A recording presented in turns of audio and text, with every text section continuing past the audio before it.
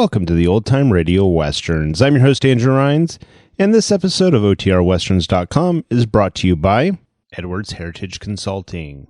Edwards Heritage Consulting focuses on helping you discover your heritage and roots and is passionate about family, heritage architecture, and genealogy. For more information, contact Helen by email, heritagelady@gmail.com. Again, that's heritagelady@gmail.com. Let her know you found her from OTR Westerns. Now let's get into this episode. This episode is going to be Gunsmoke. Original air date is May 22nd, 1954, and the title is Monopoly. Hope you enjoy, and again, thanks for listening.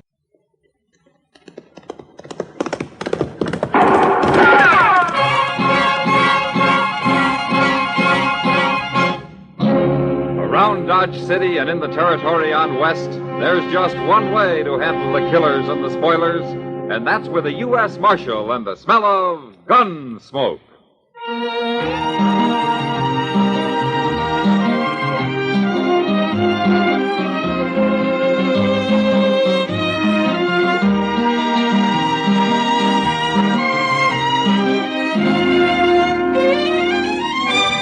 Gunsmoke, starring William Conrad, the transcribed story of the violence that moved west with young America. The story of a man who moved with it. Matt Dillion, United States Marshal.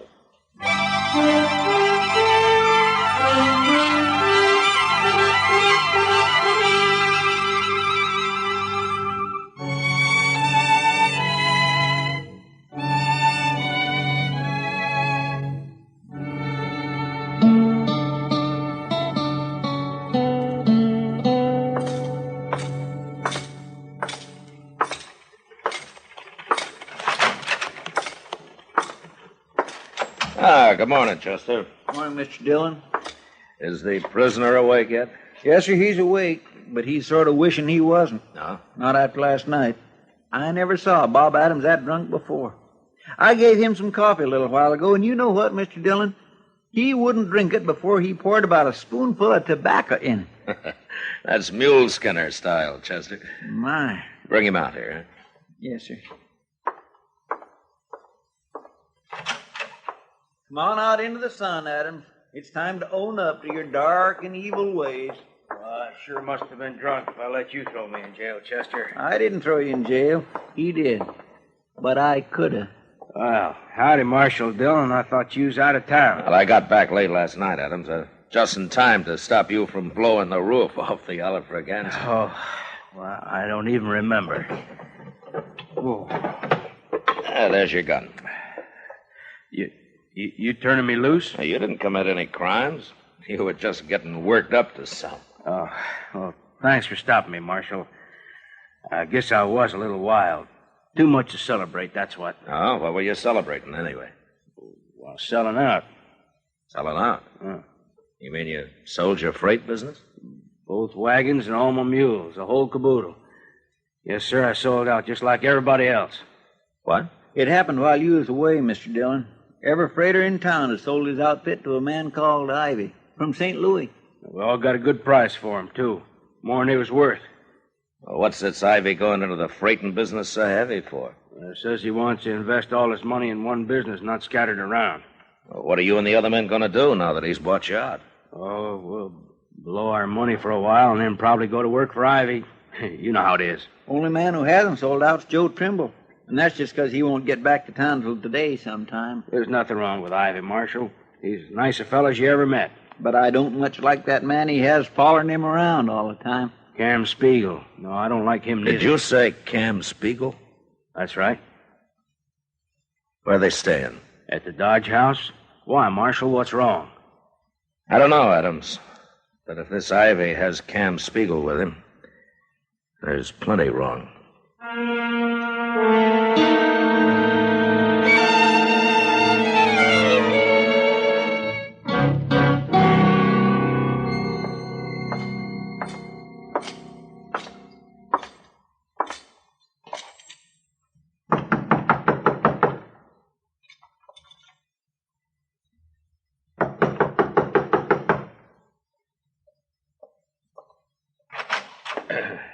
Your name, Ivy?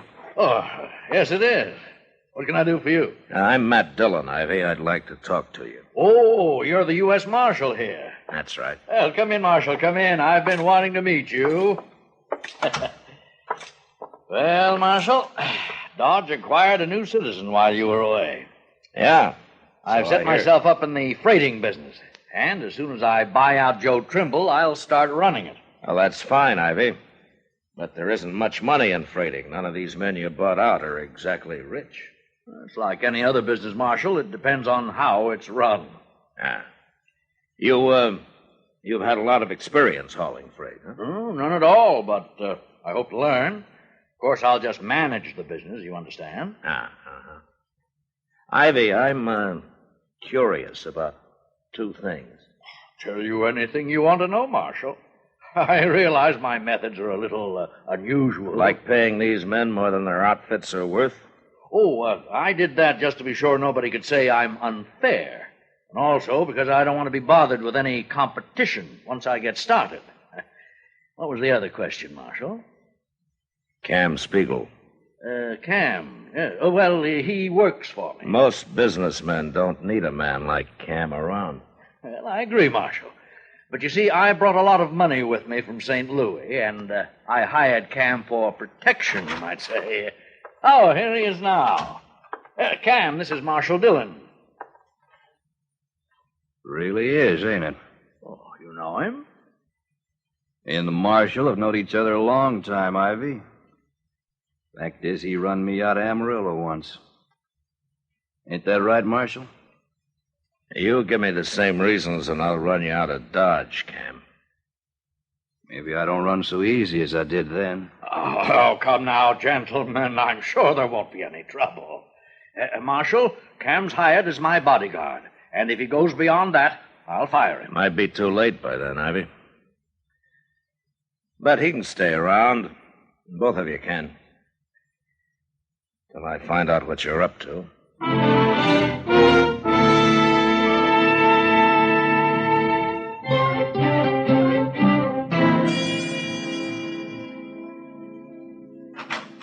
Mr. Dillon? Yeah, what is it, Chester? Joe Trimble just pulled into town. He's with his wagons outside here. He'd like to talk to you. Oh, okay.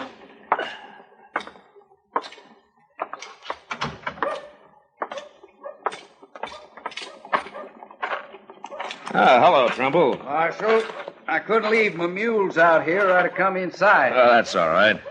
What's the trouble? Nothing with me, but Jim Honecker down at the Sand Creek stage station said to tell you there's been too much engine sign around for comfort the last few days. He wants me to pass the word on to the Army, huh? Yeah. Chester, will you ride out to Fort Dodge and tell Major Honeyman? Yes, sir. I'll get started right away. I didn't see no engine sign, Marshal. I think Jim's getting a mite spooky living out there alone so much. I thought he had someone with him now. Nah. Fella couldn't stand it. He run off. Oh, hello, Marshal. Oh, Chester told me this is Joe Trimble. It is. Well, Trimble, I've been waiting for you. My name's Ivy. How do you do? And this is Cam Spiegel. How do you do? Hello? Trimble, I understand you own 3 freight wagons and a dozen mules. That's right. Well, I've bought out every other freighter in Dodge, and I'm prepared to give you $1,000 in cash for your outfit. Is that true? Ask the marshal here. Yeah, they've all sold, Trimble. He's offered them too much money to resist, I guess. Well, I ain't selling. I've been freighting over that trail for 10 years, and I ain't quitting now. All right, I'll give you $1,500, Trimble. I don't understand you, Ivy. If you bought out everybody else, what do you need my outfit for? Ain't you got enough now? Yeah, it's my way of doing business, Trimble. You accept the offer? Ivy, I got a little house at the edge of town. My wife's waiting for me there right now.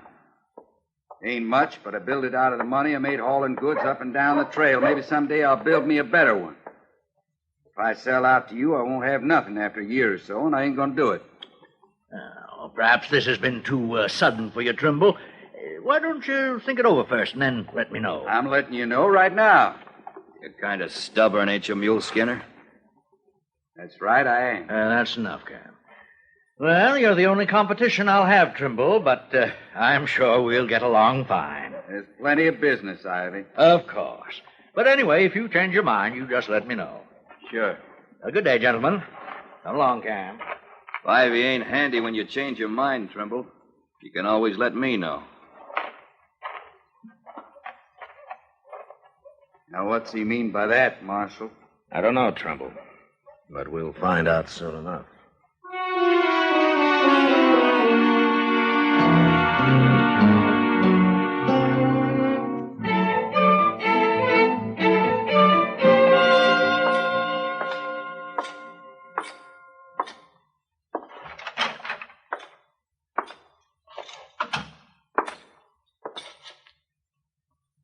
Chester, what are you doing? What is all this? Curtains, Mr. Dillon. Curtains? What for? Well, sir, a girl I know got some new ones, and she gave me these, and I thought nailing them up would make this place a little more inviting, if you know what I mean. A jail inviting? Oh, well, Mr. Dillon, I don't aim to hang none in the I cell. don't aim for you to hang 'em anywhere. Now pull 'em down and throw 'em out. Yes, sir. But that little girl's sure going to be mighty She disappointed. threw 'em out herself, didn't she? Frills. Marshal? Oh, hello, Chester. Hello, Trimble. You want to buy some... Chester. Marshal, you know what that man Ivy's done now? What, Trimble? Well, you remember yesterday how he tried to buy me out, and I couldn't understand why he needed every last freight outfit in Dodge? Now you know now, huh? I sure do. Marshal, just this morning, Ivy's doubled the usual prices for freighting. Doubled? That's what he did. Every merchant in town's hopping mad about it, too. They all come to me and want me to do all their freighting, but of course I can't. Not with only 3 wagons. Yeah. So that's Ivy's way of running a business right. He come to see me, too. Well, what do you want? He said if I doubled my prices, too, then everything'd be fine. But if I didn't, it'd be unfair competition for him. You gonna do it? Of course I ain't. I'm an honest man, Marshal. Then you're in trouble. Bad trouble. What for? When are you making your next trip, Trimble? Oh, we're getting loaded now. I'm leaving for Sand Creek in the morning. Yeah. I think I'll kind of ride along with you, Trimble. But don't say anything to anybody about it, huh? Oh. Oh, it's that other fella, ain't it? That Cam Spiegel. That's what Ivy hired him for, Trimble, in case he ran into somebody stubborn. Like you.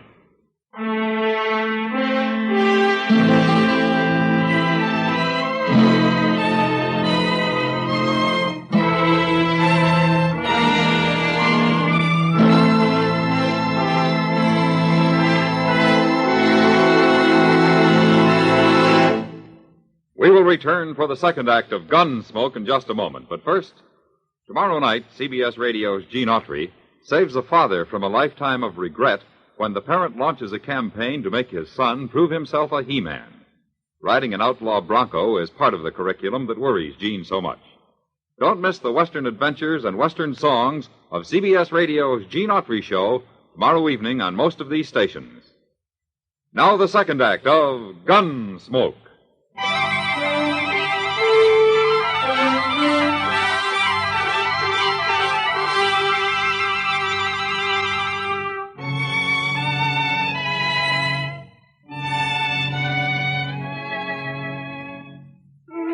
It wouldn't be much trouble to hide out with a rifle somewhere along the trail and shoot a teamster off his wagon. And since it was so easy, I figured that was how Ivy would tell Cam Spiegel to get Trimble out of the way.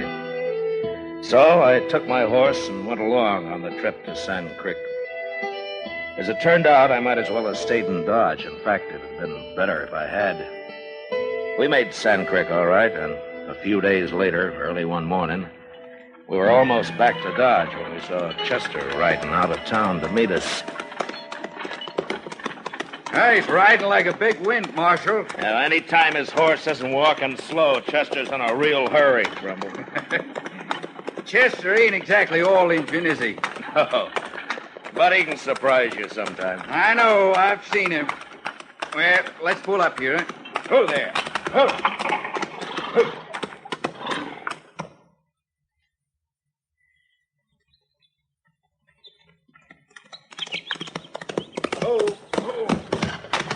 I was hoping I'd find you close by. Is there anything wrong, Chester? Yes, sir, there sure is.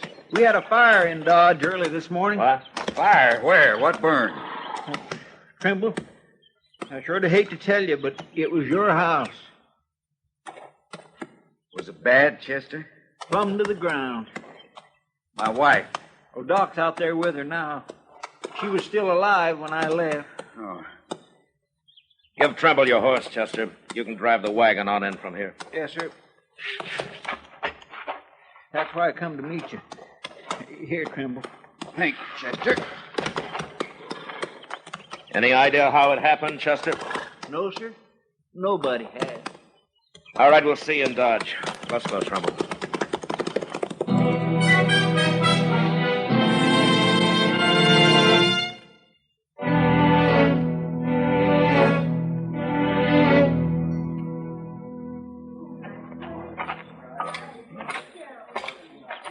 Doc? Is that her, Doc? I just now covered her up, Trimble. She's dead. I did everything I could. Sure. Sure, of course you did, Doc. I don't know how she lived as long as she did. They weren't able to get her out soon enough, Trimble, but she was so far gone when they did. Well, she didn't suffer much. You can be sure of that. She must have been awful scared, though. Now, you leave her to me now, Trimble. I'll take care of her and let you know when you can come and get her. She was asleep when it happened, or she'd have had no trouble getting out. Yeah, she was asleep, yes. And how'd the fire get started? She couldn't have spilled nothing. Well, I don't know, Trimble. Nobody does. Doc, who saw the fire first? Oh, some cowboy, Matt, they say. He rounded up a few men from out of the oasis, but there was nothing they could do. He didn't know there was anybody inside the house. Trimble, You out here, too, Ivy? I came as soon as I heard about it. In fact, I was at the oasis when that rider reported it. The other men can tell you. Okay, what do I care? You have my deepest sympathy, Trimble. Now, if there's anything I can do... No, nothing. You can do something for me, Ivy. For you, Marshal? Yeah. Where's Cam? Why, he's right over there. Call him. Well, all right. Oh, Cam. Cam. What do you want, Ivy? Nothing, but Marshal Dillion seems to. He does, huh? Where were you when you heard about the fire, Cam? I was in bed, Marshal. Who woke you up? Nobody. I heard people shouting. I got up. Anybody see you? I don't know. Why should they? Ivy, Yes, Marshal. you still want to buy Trimble's outfit? He might sell. No. Why, of course I do. But I'll only give you $1,000, Trimble. You've waited too long. I didn't say I'd sell you nothing. What makes you think I would? Wait a minute, Trimble. Ivy, you got a good alibi. I'm sure of that. I won't even bother to check on it. But you don't seem to have one, Cam. Now, wait a minute, Marshal. You're going too far if you're suggesting that either one of us had anything to do with this. I won't stand... Shut up, Ivy. Now, how about it, Cam?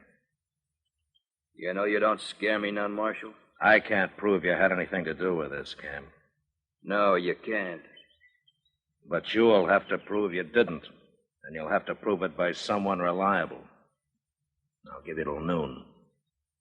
What happens at noon, Marshal? You leave town. Oh, now, aren't you being a little high-handed, Marshal? Call it Dillion? what you want, Ivy. But he still has till noon.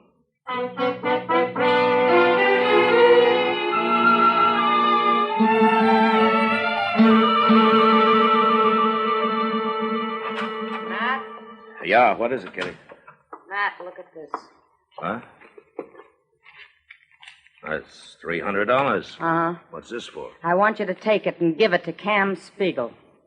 Cam. I got it from him. Along with a hint that if I didn't take it, I'd end up in a ditch with a bullet in my head. Oh. You were supposed to be with Cam last night, is that it? That's it. And the idea is that if I alibi for him, you'd believe it. Oh, Cam's right, Kitty. I would. It's up to you how you get the money back to him, Matt. But couldn't you stuff it into a shotgun and give it to him that way? I've often said it's a good thing you're not a man, Kitty. If I were, I probably wouldn't be any better than the rest of you. Well, It's almost noon. Matt, Yeah. I'll buy you a drink after.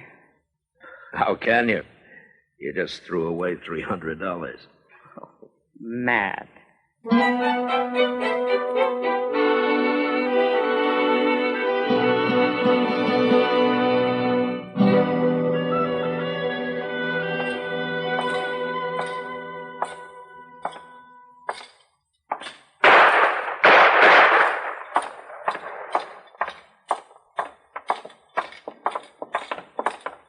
Mr. Dillon, Did you see it, Chester?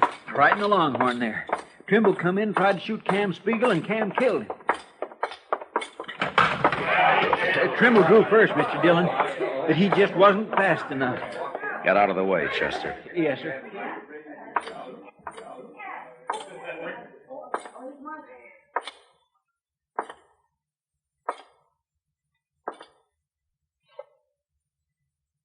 Tried to kill me, Marshal. For self-defense, he drew first. Cam, I've changed my mind about your leaving town. What? You're going to jail instead. Jail? Everybody here's a witness to this, Marshal. I'm talking about Trimble's wife. I haven't got enough evidence to hang you, but you'll spend a long time in prison. Now turn around while I take your guns.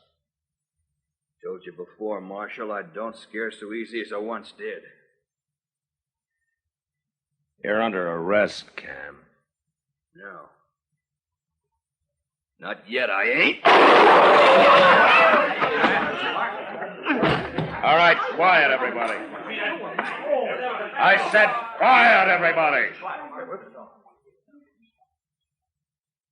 Ivy, come over here. That was mighty fast, Marshal. But he had it coming. He shouldn't have tried to draw on you. Trimble's dead, too, Ivy.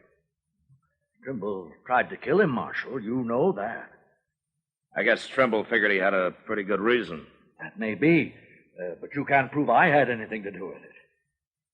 If I could, I'd throw you in jail. But I'm not even going to run you out of town. Okay? You've certainly no reason to. I'll see you later, Marshal. Just a minute, Ivy.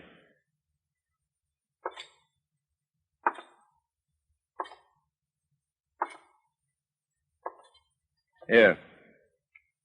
Here's $300 Cam gave to Kitty to alibi for him. Somehow she didn't want to do it. I don't know anything about it. Why, give it to me. Take it, Ivy. It was your money in the first place. Cam was just working for you. I won't stand for this, Marshal. You've no right. You know, the Trimbles were pretty well liked around here, Ivy. You just might get out of town alive.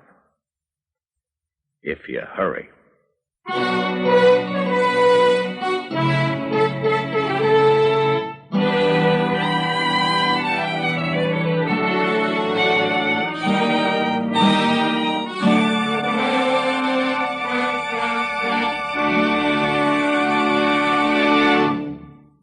Gunsmoke, transcribed under the direction of Norman Macdonnell, stars William Conrad as Matt Dillon, U.S. Marshal.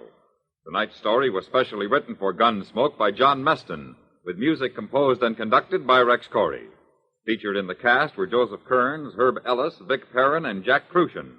Parley Baer is Chester, Howard McNear is Doc, and Georgia Ellis is Kitty. Gunsmoke has been selected by the Armed Forces Radio Service to be heard by our troops overseas. Join us again next week as Matt Dillon, U.S. Marshal, fights to bring law and order out of the wild violence of the West in Gunsmoke.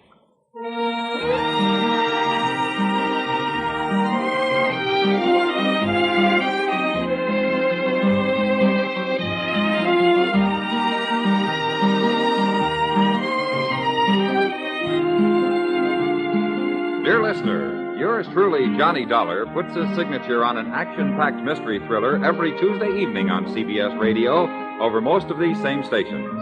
Hear Hollywood star John Lund as Johnny Dollar, the man with the action-packed expense account. He's a freelance investigator. His territory takes in the four corners of the globe.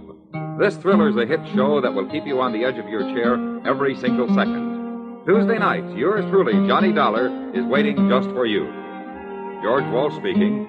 Lionel Barrymore's Radio Hall of Fame is great Sunday night drama on the CBS Radio Network.